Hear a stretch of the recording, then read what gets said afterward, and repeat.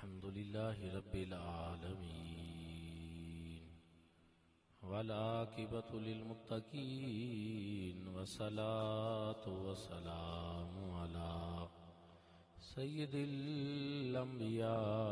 والمرسلين وعلى آله وصحبه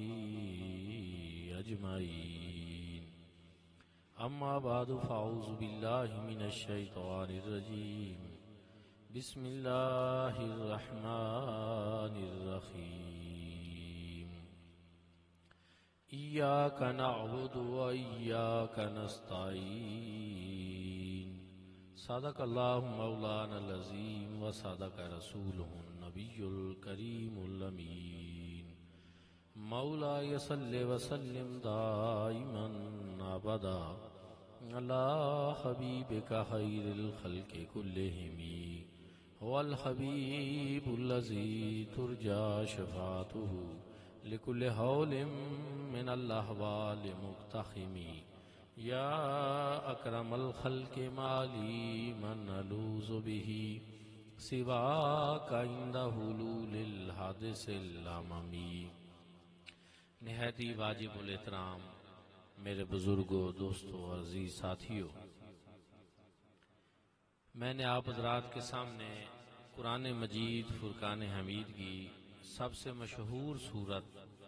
سورت الفاتحہ کی آیات بینات تلاوت کرنے کا شرف حاصل کیا ہے.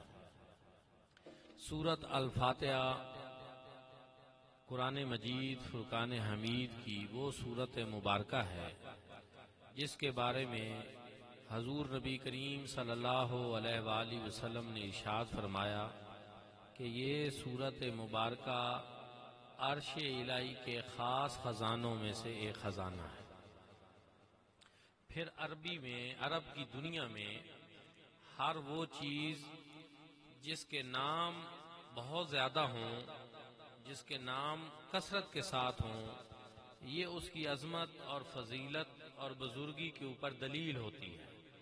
فاتحہ شریف کے بھی نام احادیث مبارکہ میں بہت سارے ہیں. حضور نبی کریم صلی اللہ علیہ وآلہ وسلم نے ارشاد فرمایا کہ یہ فاتحۃ الکتاب ہے. ایک تو الحمد شریف جو ہے یہ فاتحۃ الکتاب کی قرآن پاک کا آغاز اسی سے ہوتا ہے. دوسرا یہ ام الکتاب ہے، یہ قرآن کی اصل ہے اور قرآن کا نچوڑ ہے. مفسرین کرام نے اس پہ بحث کی. انہوں نے کہا کہ اگر سارے قرآن پاک کا نچوڑ اور مرکزی خیال اور خلاصہ اگر تیار کیا جائے تو وہ فاتحہ شریف بنتی ہے. پھر انہوں نے دلائل سے اس بات کو واضح بھی کیا. اسی طرح اس کے اندر جو ہے نا 7 آیات ہیں. سورت فاتحہ شریف میں 7 آیات ہیں.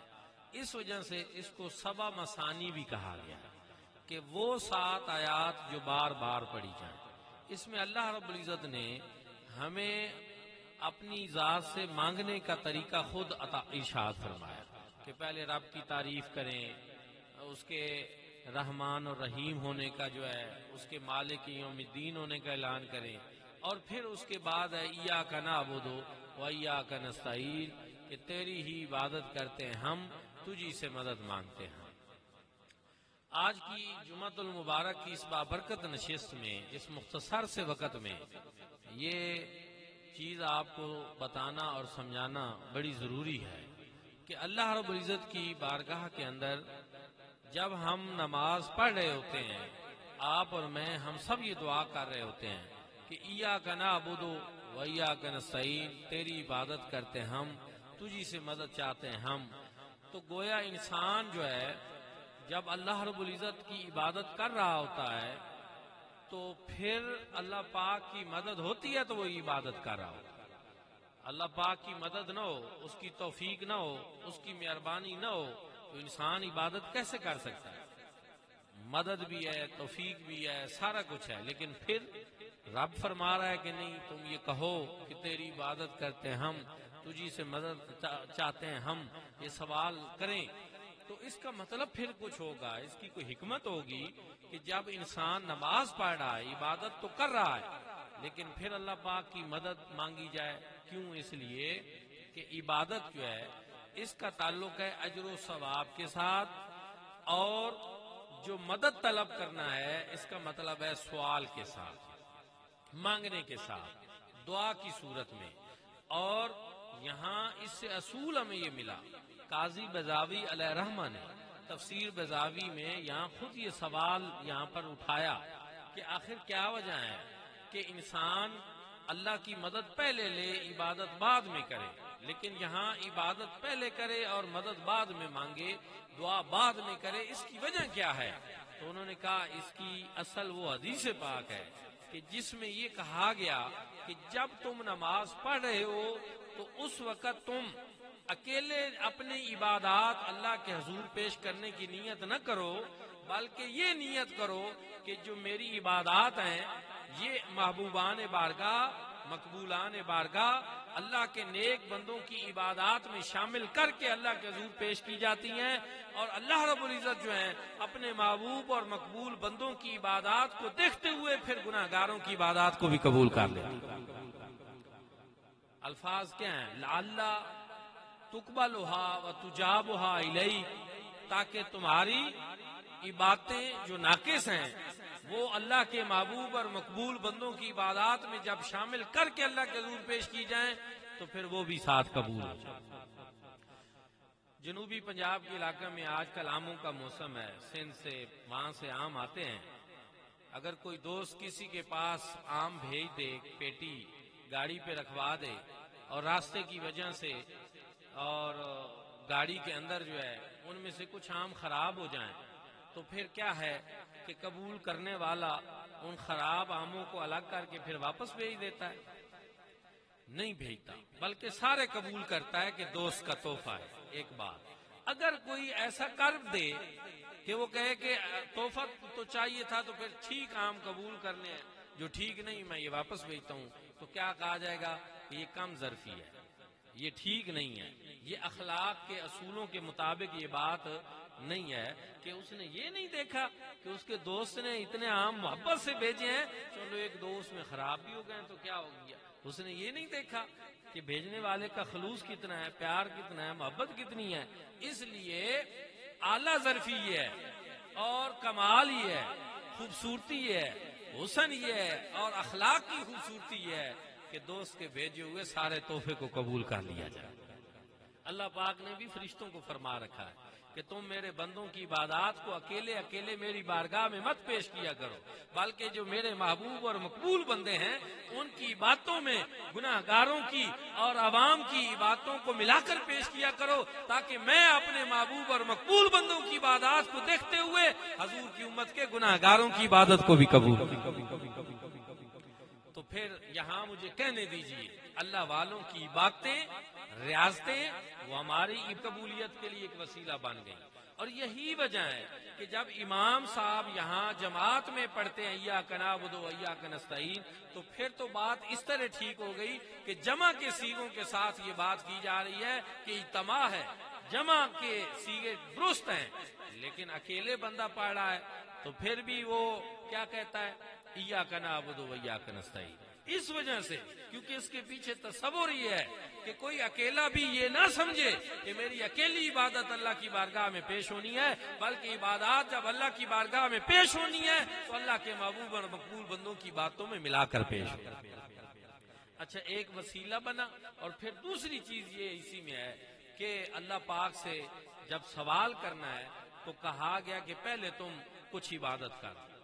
نماز پڑھ لو، پہلے تم ذکر اذکار کر لو، درود پاک پڑھ لو، کچھ نہ کچھ پڑھ کے اللہ کی بارگاہ میں پیش کرو، پھر تم اللہ سے مانگو، تو پھر وہ تمہارا سوال رد نہیں جائے گا، بلکہ وہ جو عبادت تم کرو گے، جو تم اوراد و وظائف کرو گے، درود پاک پڑھو گے، قرآن پاک پڑھو گے، کوئی کلمہ شریف پڑھو گے، نماز پڑھو گے، تو تمہاری وہ عبادت اللہ پاک کی بارگاہ میں جو تمہارا سوال ہے اس کے لیے سفارش بن جائے گی، وسیلہ بن جائے گی، اور اس وسیلے اور سفارش سے اللہ پاک تمہارے سوال کو رد نہیں کرے گا۔ میرے بھائیوں اور دوستو، اگر قرآن پاک میں یہ انداز اللہ پاک نے ہمیں خود بتایا کہ ہم عبادت کا وسیلہ پیش کریں اللہ کی بارگاہ میں، تو نماز کا وسیلہ بڑی چیز ہے یا مصطفیٰ کریم صلی اللہ علیہ وسلم کا وسیلہ بڑی چیز ہے؟ جو ان بحثوں میں الجھتے ہیں اور لوگوں کو الجھاتے ہیں، تو ہم ان سے بھی تو پوچھ سکتے ہیں کہ جب قرآن یہ کہتا ہے کہ عبادت کا وسیلہ اللہ کی بارگاہ میں پیش کر کے پھر اللہ سے سوال مانگو، پھر اللہ سے مانگو، پھر اللہ اس کو رد نہیں کرتا، تو نماز کا وسیلہ بھی ہے، تو کیا حضور نبی کریم صلی اللہ علیہ وسلم کا وسیلہ پھر بڑی چیز نہیں ہے؟ کلمہ طیبہ کا وسیلہ ہے تو جو کلمے والی ہستی ہے اس کا وسیلہ پھر کوئی نہیں۔ اگر درود پاک کا وسیلہ پیش کیا جا سکتا ہے تو جس ہستی پہ ہم درود بھیجتے ہیں پھر اس کا وسیلہ پیش نہیں کیا جا سکتا۔ تو اس لیے عبادتیں، ریاستیں، یہ بھی اللہ کی بارگاہ میں وسیلہ کے طور پر پیش کی جا سکتی ہیں، اور قرآن کہتا ہے کریں، تو پھر وہ ہستی پاک کہ جس کے طفیل ہمیں یہ ساری عبادتیں کرنا نصیب ہوئی، جن کال میں کلمہ پڑھا، ہمیں ایمان نصیب ہوا، قرآن نصیب ہوا، رمضان نصیب ہوا، رب کا عرفان نصیب ہوا، تو پھر اس ہستی پاک کا وسیلہ اللہ کی بارگاہ میں پیش کرنا، پھر یہ تو کتنا زیادہ اللہ کو محبوب اور مقبول ہے۔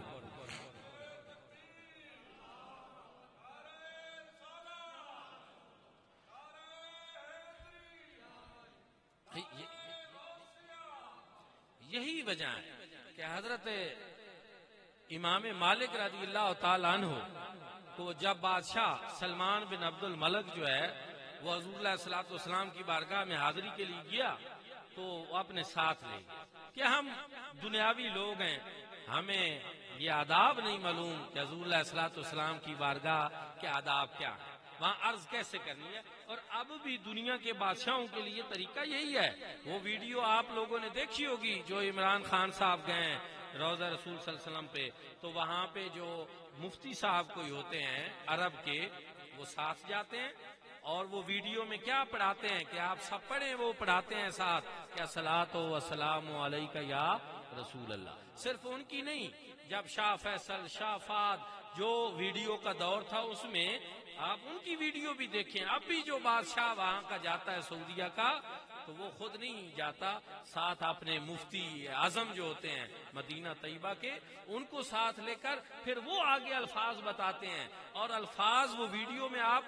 سب کے سن سکتے ہیں کہ وہ کہتے ہیں کہ آپ پڑھیں الصلاۃ والسلام علیکہ یا رسول اللہ۔ ہم نے بھی کہا عجیب ہے، بادشاہوں کے لیے جائز ہو گیا اور ہم غریبوں کے لیے ناجائز ہو گیا۔ یہ بھی تو ایک عجیب ہے نا کہ بادشاہوں کو تو وہ یہی سکھاتے ہیں کہ یہ پڑھیں، اور اگر ہم پڑھنا شروع کر دیں تو وہ کہتے ہیں یہ شرک ہو گیا۔ تو یہ عجیب بات ہے میرے بھائیوں اور دوستوں۔ تو کیا ہے، جب حضرت امام مالک کے ساتھ پھر سلمان بن عبد الملک جو ہے وہ گیا حضور علیہ الصلوۃ والسلام کی بارگاہ میں حاضری دینے، پھر اس نے پوچھا کہ اب آداب کیا ہیں کہ میں کس طرف منہ کر کے دعا مانگوں، کیونکہ وہاں جو ہے مدینہ طیبہ میں وہاں جنوب کی طرف جو ہے وہ کعبۃ اللہ ہے اور مدینہ شریف شمال کی طرف ہے۔ اب مسئلہ یہ بنتا ہے کہ جو سرکار کے مواہجہ شریف کے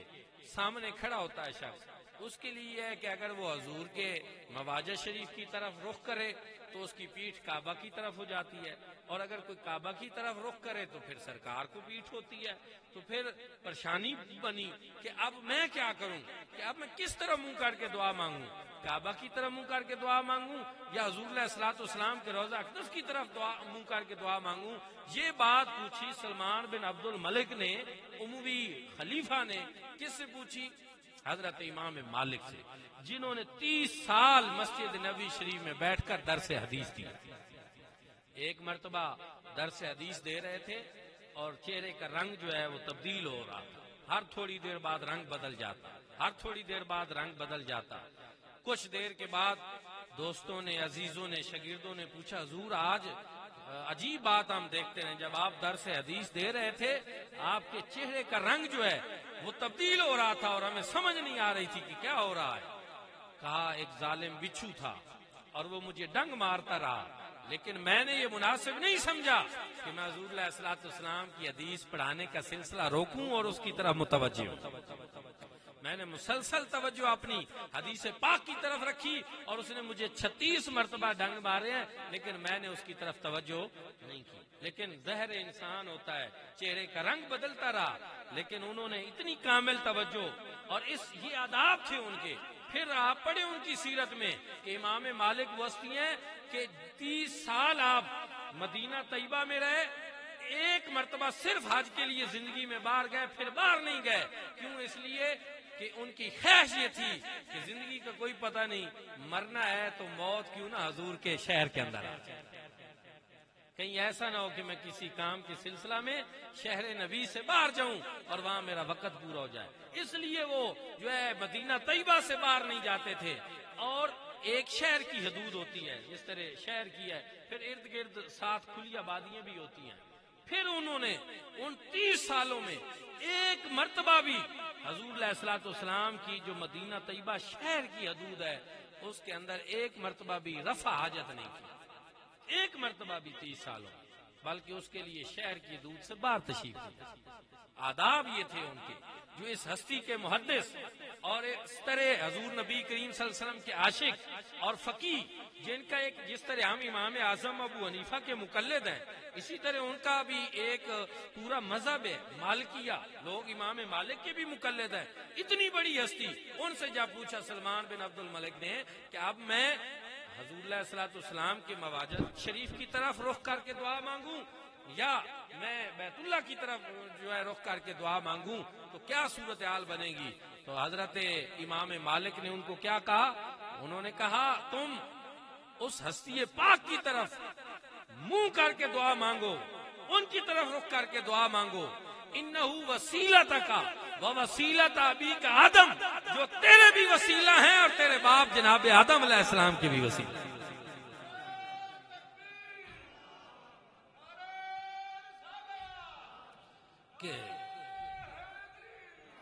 کیونکہ جناب آدم کی توبہ بھی قبول ہوئی تو حضور علیہ الصلوۃ والسلام کی برکت سے، حضور علیہ الصلوۃ والسلام کے نام کی وجہ سے کہ جناب آدم توبہ کرتے رہے، معافی مانگتے رہے اور دعا کرتے رہے، ربنا ظلمنا انفسنا وَإِن لَّمْ تَغْفِرْ لَنَا وَتَرْحَمْنَا لَنَكُونَنَّ مِنَ الْخَاسِرِينَ. 350 سال روئے جناب آدم اور یہ دعا کرتے رہے، دعا قبول نہیں ہوئی. لیکن پھر دل میں خیال آیا کہ جب میں جنت میں تھا تو عرش کے پایا پہ میں نے اللہ پاک کے نام کے ساتھ ایک ہستی پاک کا نام دیکھا، تو گویا اللہ کو بڑے محبوب ہیں کہ رب نے جن کا نام اپنے نام کے ساتھ عرشوں میں لکھا اور جنت کے اندر جن کا نام لکھا ہے تو کیوں نہ میں ان کا وسیلہ دوں. اور اس بات کو امام شاہ عبد العزیز محدث دہلوی نے تفسیر عزیزی میں اس روایت کو نقل کیا، حضور ضیاء الامت نے تفسیر ضیاء القرآن میں اس کو ذکر کیا، اور مفسرین نے اس روایت کو بیان کیا، الفاظ بیان کیے کہ کون سے الفاظ تھے جن کی برکت سے جناب حضرت آدم علیہ السلام نے دعا مانگی اور اللہ نے دعا قبول کی. تو وہ کیا ہیں الفاظ؟ اللہم انی اسألک بحق سیدنا محمد، اے اللہ میں تجھے محمد عربی صلی اللہ علیہ وسلم کا وسیلہ دیتا ہوں، اس کے وسیلہ سے میری دعا کو قبول فرما. پھر رب فرماتے ہیں یہ بات ہم نے ان کے دل میں ڈالی تھی کہ وہ اس طرح دعا کریں حضور کے وسیلہ سے. فتلقى آدم من ربه کلمات فتاب علیہ انہ هو التواب الرحیم، کہ وہ کلمات جو ہم نے جناب آدم علیہ السلام کے دل میں القاء کیے، جب ان کی برکت سے انہوں نے دعا کی فتاب علیہ، پھر ہم نے دیر نہیں لگائی، فوراً ہی ان کی توبہ قبول کر. تو جناب امام مالک نے کہا کہ تم اس ہستی پاک کی طرف منہ کر کے دعا مانگو، ان کے وسیلے سے دعا مانگو جو تمہارے بھی وسیلہ ہیں اور تمہارے باپ جناب آدم علیہ السلام. تو میرے بھائیو اور دوستو، آج جس مصیبت میں پوری قوم ہے، پوری دنیا ہے، اس کے لیے ایک ہی چیز ہے کہ ہم حضور علیہ الصلوۃ والسلام کے وسیلہ سے دعا کریں تاکہ اللہ پاک اس مصیبت کا خاتمہ کرے. دارالعلوم دیوبند کے بزرگ عالم دین مولانا اشرف علی تھانوی صاحب وہ بیان کرتے ہیں کہ تھانہ بھون ان کا علاقہ تھا اور اس کے اندر جو ہے طاعون کی وبا پھیل گئی، لوگ مرنے لگے. تو میں بھی پریشان ہوا کہ اب لوگ جس تیزی سے مر رہے ہیں کوئی پتہ نہیں کیا صورتحال بن جائے، تو کیوں نہ میں حضور علیہ الصلوۃ والسلام کی سیرت طیبہ پہ ایک کتاب لکھوں تاکہ اس کی برکت سے اللہ پاک جو ہے وہ طاعون کی وبا کا خاتمہ فرمائے. وہ کہتے ہیں میں نے کتاب لکھنا شروع کی، نشر الطیب بذکر النبی الحبیب صلی اللہ علیہ وسلم، یہ اس کتاب کا نام ہے، حضور کی سیرت پہ. مولانا اشرف علی تھانوی صاحب کہتے ہیں ادھر میں نے کتاب لکھنا شروع کی، ادھر وبا کا زور ٹوٹنا کم ہوا. پھر وہ دن جس دن کتاب مکمل ہوئی اس دن جو ہے تھانہ بھون کے علاقہ سے وبا کا بھی مکمل خاتمہ ہو چکا۔ سیرت کی کتاب لکھنے کی برکت سے اللہ نے اس وبا کا خاتمہ فرمایا۔ اور یہ کون ہے؟ یہ دارالعلوم دیوبند کے وہ بزرگ عالم دین ہیں جن کو دیوبند حضرات والے کہتے ہیں کہ یہ ہمارے حکیم الامت ہیں، مولانا اشرف علی تھانوی صاحب۔ وہ یہ کہتے ہیں میں نے حضور کی سیرت پہ کتاب لکھی اور اس کی برکت سے اللہ نے طاعون کی بیماری کا خاتمہ فرمایا۔ اچھا اگر یہ بات ہے، ہم تو کہہ یہ رہے ہیں کہ وبائیں ختم ہوتی ہیں تو حضور علیہ الصلوۃ والسلام کے نام کے وسیلہ سے، حضور کی برکت سے، اور جب بھی جس نے بھی حضور علیہ الصلوۃ والسلام کا وسیلہ اللہ کی بارگاہ میں پیش کیا تو اللہ رب العزت نے اس وسیلے کو قبول فرمایا۔ جناب حضور نبی کریم صلی اللہ علیہ وآلہ وسلم کی تشریف آوری کے بعد تو وسیلہ امت پیش کرتی رہی ہے صدیوں سے۔ حضور علیہ الصلوۃ والسلام تو وہ ہستی پاک ہیں کہ ابھی آپ کے نور کا ظہور نہیں ہوا تھا، یہاں دنیا میں بظاہر جلوہ گری نہیں ہوئی تھی، تو پہلے انبیاء اور ان کی امتیں حضور کے آنے سے پہلے بھی حضور کا وسیلہ پیش کیا قرآن پاک میں وَقَانُوا مِن قَبْلُ يَسْتَفْتِحُونَ عَلَى الَّذِينَ كَافَرُوا، قرآن پاک میں ہے کہ آپ وہ ہستی پاک ہیں کہ یہ آج یہود و نصارہ آپ کو نہیں مان رہے، لیکن ان کے انبیاء آپ کے وسیلہ سے کافروں کے اوپر جو ہے فتح کے لیے اللہ سے مدد طلب کرتے تھے، تو ہم آپ کے وسیلہ سے ان کو کفار کے اوپر فتح عطا فرمائے۔ قرآن مجید فرقان حمید وہ بتا رہا ہے، قرآن بتا رہا ہے کہ حضور کے وسیلہ سے پہلے انبیاء دعائیں کرتے تھے تو اللہ ان کو فتح عطا فرماتا۔ تو جب حضور اللہ صلی اللہ علیہ وسلم کی جلوہ گری ہو گئی تو اب تو حضور اللہ صلی اللہ علیہ وسلم کے وسیلے سے دعا کرنا یہ اور زیادہ۔ اور آپ کو پتہ ہے کہت ہوتا تھا صحابہ حضور کی بارگاہ میں حاضر ہوتے تھے، خوش سالی ہو گئی حضور دعا کریں، حضور دعا کرتے تھے تو پھر ابر رحمت، وہ صحابہ کرام بیان کرتے ہیں، پھر اس بات کے اوپر نظر رکھتے تھے کہ حضور نے بارش کے لیے ہاتھ اٹھائے ہیں تو پہلے دعا پہنچتی ہے یا پہلے بادل آتا ہے؟ لیکن ہم نے ہمیشہ یہی دیکھا کہ جب حضور نے بارش کے لیے دعا کے لیے ہاتھ اٹھائے تو ابھی ہاتھ واپس نہیں آتے تھے کہ بادل بھی بن جاتے تھے اور برسنا بھی شروع کر دیتے۔ تو وہ ہستی پاک جن کا وسیلہ ہر دور میں امت نے اللہ کی بارگاہ میں پیش کیا اور حضور کے وسیلہ سے اللہ پاک نے امت کی مشکلوں کو آسان کیا۔ اب بھی ضرورت اسی بات کی ہے کہ ہم حضور علیہ الصلوۃ والسلام کا وسیلہ اللہ کی بارگاہ میں پیش کریں، حضور کے وسیلے سے دعا کریں۔ میں پہلے بھی آج ماسٹر صاحب سے یہی بات کر رہا تھا کہ کوئی خبر بدقسمتی سے سننے کو نہیں مل رہی، ساری خبریں بھی پریشانی کی ہیں، بڑے بڑے جید علماء جو ہیں وہ اٹھ رہے ہیں۔ حضرت علامہ غلام محمد سیالوی صاحب اہل سنت کے بزرگ عالم دین تھے اور چیئرمین تھے قرآن بورڈ جو پنجاب حکومت نے بنایا ہوا ہے، وہ اللہ کو پیارے ہو گئے۔ حضرت علامہ عبدالرزاق بھترالوی صاحب جنہوں نے عربی میں کئی کتابوں کے حاشیے لکھے اور ہزاروں استادوں کے جو ہے وہ استاد تھے، علماء کے استاد تھے، وہ اللہ کو پیارے ہو گئے۔ اسی طرح پیر جوید قادری صاحب سے سرگودا سے، کل بہت بڑے بزرگ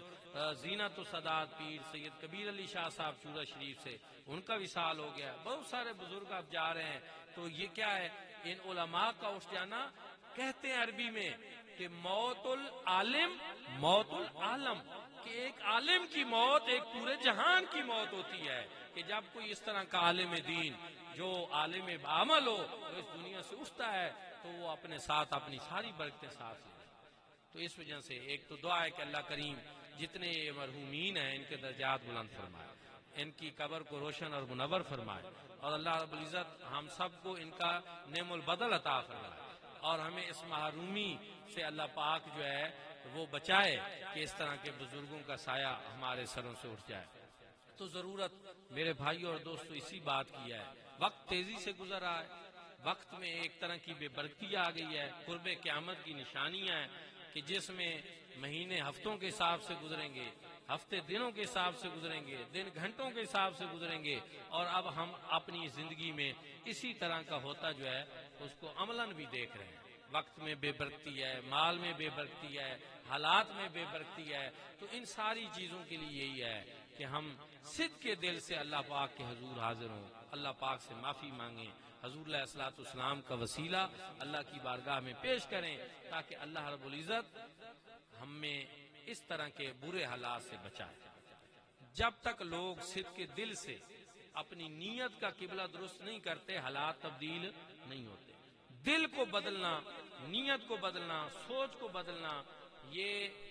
ظاہری احوال کے بدلنے کے لیے بہت ضروری ہوتا ہے۔ ہمارا بھی یہی ہے کہ ہم بھی تقریریں کرتے ہیں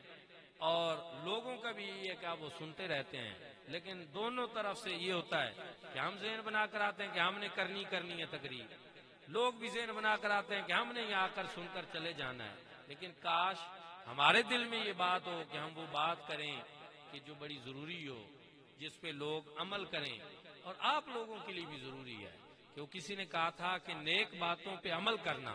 یہ تمہارا کام ہے، یہ نہ دیکھو کہنے والا کون ہے کیا نہیں۔ اچھی بات جہاں سے ملے آپ اس کو پلے باندھ لیں، اس پہ عمل کریں، یہ نہیں ہے کہ کون کیا کہہ رہا ہے۔ تو اس لیے میں یہ ضروری سمجھتا ہوں کہ اب ہم سب کو عمل کی طرف اپنے نیتوں کے قبلے درست کرنے کی جو ہے وہ بڑی ضرورت ہے۔ مثلا کرونا سے اگر ہم نے سبق سیکھا ہوتا تو یہ جو پیٹرول کی صورتحال بنی ہوئی ہے پھر اس طرح کی ہوتی۔ وہ ایک انجیکشن کے بارے میں بتا رہے تھے کہ پہلے وہ 6,000 کا ملتا تھا، پھر 20,000 کا ہو گیا،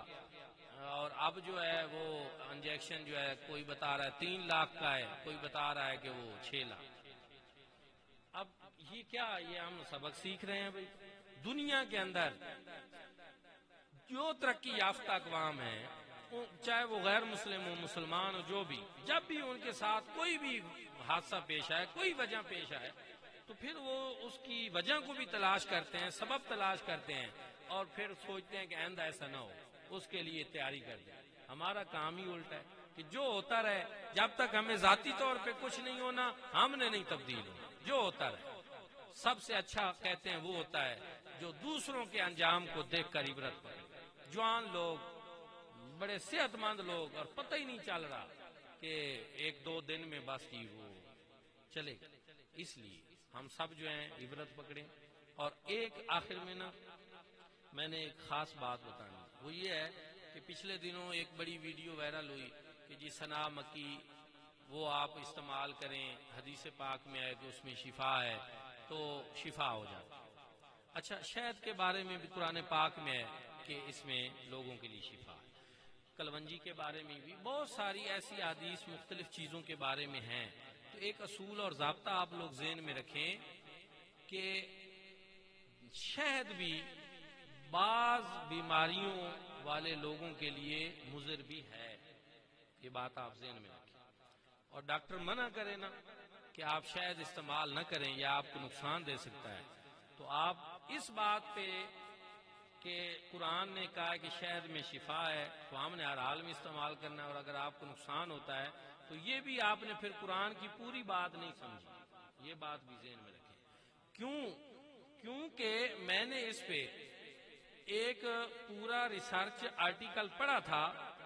میں تلاش تو کل پرسوں بھی کرتا رہا ہوں کہ مجھے دوبارہ ملے، ابھی فوری نہیں ملا، جب بھی ملا میں دوبارہ اس پہ تفصیل سے بتاؤں گا، لیکن اس کا پورا کانسیپٹ جو ہے نا میرے ذہن میں کلیئر ہے